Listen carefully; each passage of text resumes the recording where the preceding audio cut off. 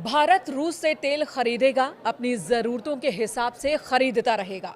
अगर अमेरिका को दिक्कत है तो वो भारत से रिफाइंड तेल खरीदना बंद कर दे। भारतीय विदेश मंत्री एस जयशंकर की इस प्रतिक्रिया ने अमेरिका में तहलका मचा दी है। अमेरिकी मीडिया में जयशंकर के इस बयान पर डिबेट छिड़ गई है। स्थिति ऐसी बन गई है कि वहां के वित्त मंत्री को भारत के साथ अच्छे संबंधों की दुहाई देनी पड़ गई और भारत को धमकाने वाला, भारत पर कथित रूप से आर्थिक सैंक्शन लगाने वाला अमेरिका एक साथ आने की बात करने लगा। तो क्या अमेरिका भारत पर लगे अतिरिक्त टैरिफ को वापस ले लेगा? नमस्कार, मैं हूं आपके साथ मेनका चौधरी। बात कर लेते हैं अमेरिका की ओर से भारत पर लगाए गए अतिरिक्त टैरिफ के बाद भारत और अमेरिका में हो रही प्रतिक्रियाओं की। अमेरिका ने भारतीय उत्पादों पर 50% अतिरिक्त टैरिफ लगा दिया, लेकिन इससे भारत के मुकाबले अमेरिकी बाजार में ज्यादा खलबली है।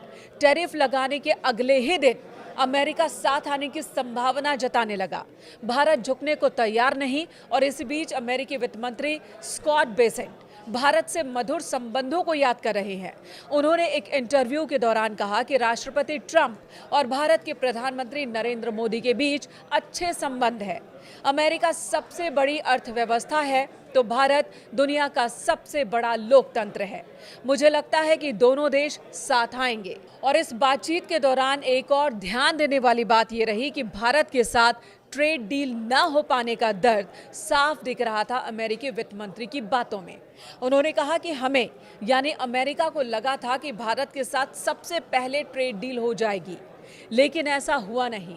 यानी टैरिफ के जरिए अमेरिकी भारतीय बाजार को मनमाने ढंग से इस्तेमाल करना चाहते थे, जिसके सामने भारतीय सरकार ने घुटने नहीं टेके। पीएम मोदी की टीम ने अमेरिकी ट्रेड डील की मांगों को मानने से इनकार कर दिया तो अमेरिका ने टैरिफ लगा दिया। हालांकि अमेरिका का कहना है कि रूस से तेल खरीदने की वजह से उसने भारत पर अतिरिक्त 25% का टैरिफ लगाया है। इसका जवाब भी भारत ने दिया और जवाब यही भारत पूरी तरह से साफ रुख के साथ कह रहा है कि अमेरिका नहीं बताएगा कि भारत किसके साथ व्यापार संबंध रखे और किसके साथ नहीं।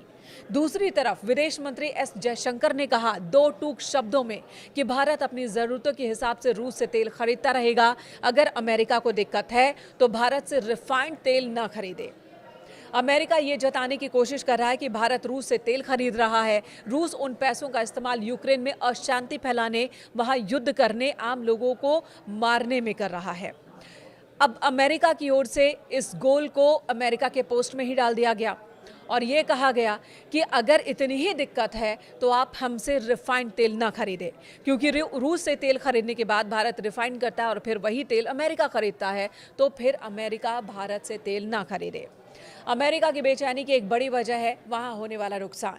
वैश्विक बाजार के जानकारों के मुताबिक भारत पर टैरिफ लगाने की वजह से अमेरिकी अर्थव्यवस्था 40 से 50 अंक गिरेगी। यहां के लोगों को भारी महंगाई का सामना करना पड़ जाएगा।